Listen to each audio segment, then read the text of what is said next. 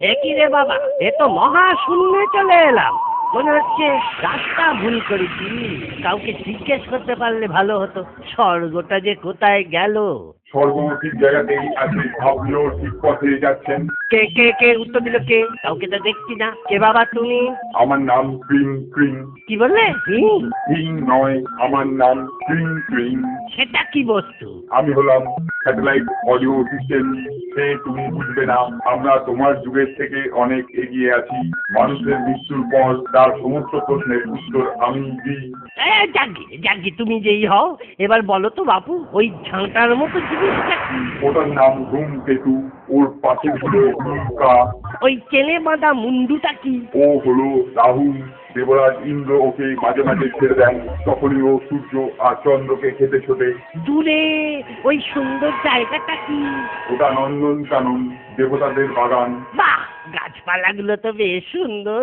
একটা পৃথিবীতে নিয়ে যাওয়া যাবে না? না, এগুলো সবই মায়া। স্বর্গের বাইরে এর কোনো অস্তিত্ব নেই।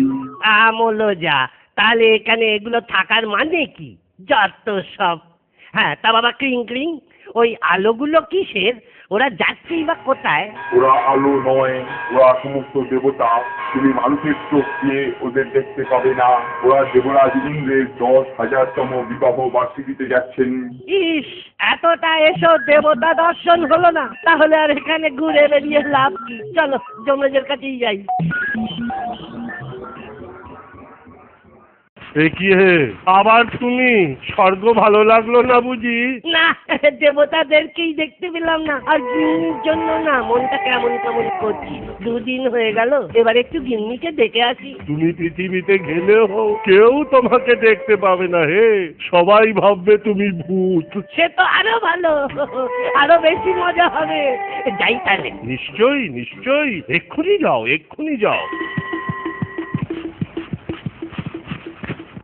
চিত্রগুপ্ত, ও চিত্রগুপ্ত, চালটা কিরকম দিলাম বলো? হুজুর, ব্যাপারটা তো ঠিক বুঝতে পারলাম না। আরে বাবা, ওর বাড়ির লোকেরা যখন ওকে ভূত ভাববে, তখন বেটা কেমন জব্দ হবে বলো তো? হুজুরের জবাব নেই।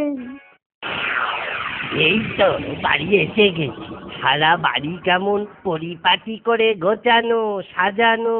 ওই তো দেওয়ালে আমার ছবি, মালা দিয়ে কি সুন্দর লাগছে গো। কিন্তু গিন্নি কোথায়? ওহ, সেই রান্নাঘর, আমার সব থেকে প্রিয় জায়গা। এখানে বসেই গিন্নির হাতে কত পিঠে পুলি খেয়েছি, আর সেই ইলিশ মাছের মাথা দিয়ে ঘন্ট, আর সেই লাউ চচ্চড়ি। ও, আমার জিভে জল এসে যাচ্ছে রে। বেচারা গিন্নি এখন বিধবা, তাই মাছ মাংস তো কিছুই খেতে পারবে না। ওর জন্য বড় দুঃখ হয়। কিন্তু কিন্তু গিন্নি তো এখানেও নেই, কোথায় গেল? ওই তো, হ্যাঁ ঠিক ধরেছি, ভাড়ার ঘরে বসে কাঁদছে। আহ, বেচারি মাছ মাংস না খেয়ে খেয়ে এই কদিনে কেমন যেন শুকনো হয়ে গেছে। কিন্তু ওদিকে ফিরে কি করছে? হ্যাঁ, কিন্তু খাচ্ছি, হবিষ্যি করছে বেচারি। একটু কাছে গিয়ে দেখি তো।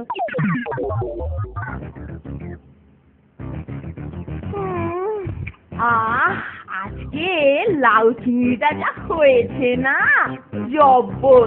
শুধু একটু ঝাল যা বেশি হয়েছে, তাই ঝালের চোটে একেবারে আমার চোখ দিয়ে জল বেরিয়ে গেছে। ভালোই হলো বাবা, লোকে ভাববে আমি আমার স্বামীর দুঃখে কাঁদছি। কেউ যদি আসে তাহলে বাটিটা লুকিয়ে রেখে গলা ছেড়ে কাঁদতে শুরু করবো। কেমন মজা!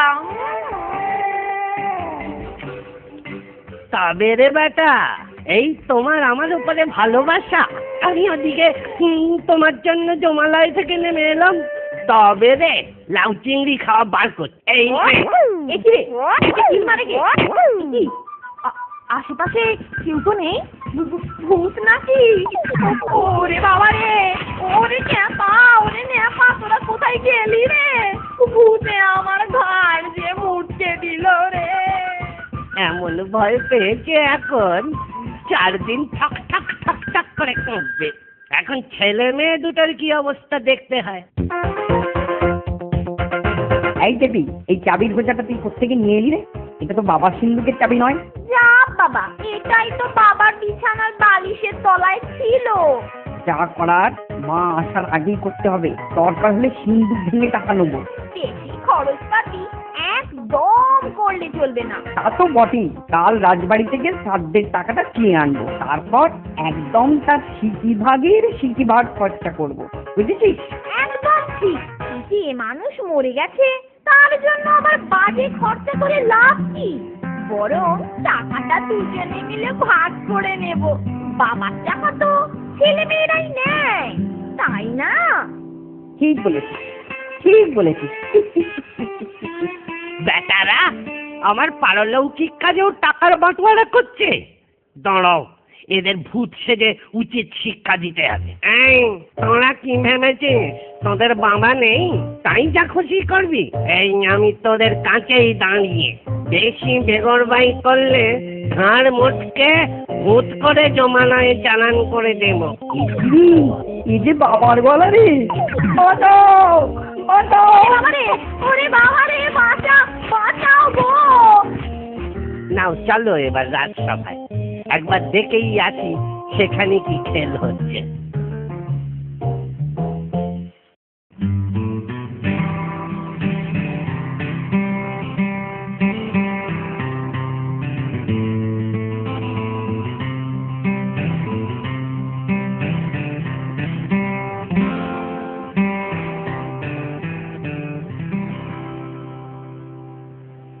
আরে আমার জায়গায় পায়ের ওপর পা তুলে কে যেন বসে আছে, বেটাকে চেনা চেনা মনে হচ্ছে।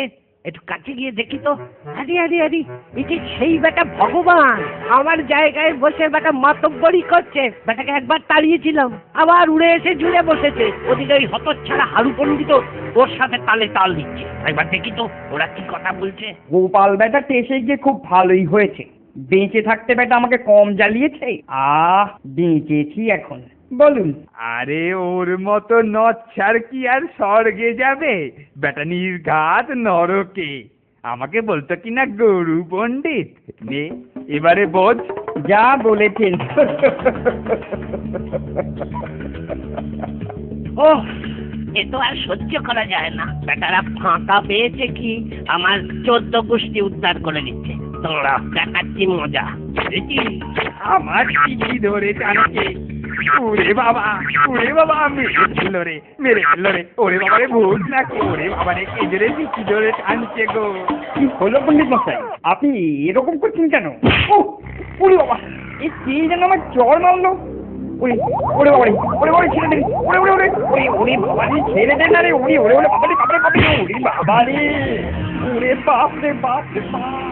জমালায় যাই। কি হে গোপাল, তোমার পৃথিবী দেখার স্বাদ মিটলো?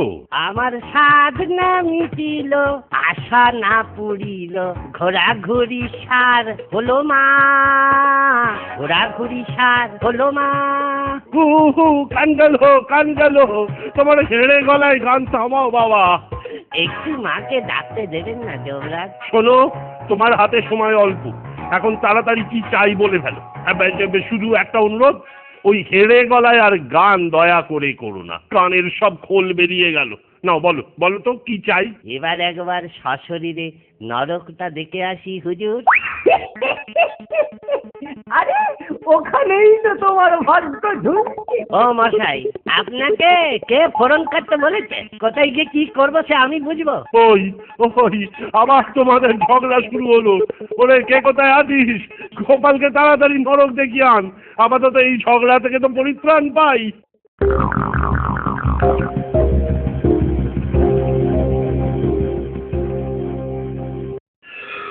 বাবা, এই তাহলে নরক, এই কি ভয়ঙ্কর, কি বিভৎস, সহ্য করা যাচ্ছে না। চারিদিকে পচা গলা, বিভৎস গন্ধ, আর মানুষগুলো কিংবা এভাবে বেঁধে রেখেছে কেন? ওদিকে আবার একজনকে গরম তেলে ডোবানো হচ্ছে। ওরে বাবা, ভয়ে আমার হাত পা পেটের ভেতর ঢুকে যাচ্ছে বাবা। না, ভাবছি আমার কপালেও কি আছে কে জানে। ও কাঁদতে ইচ্ছে করছে রে, কেন আমায় নিয়ে চল, যমরাজের কাছেই নিয়ে চল। চলুন।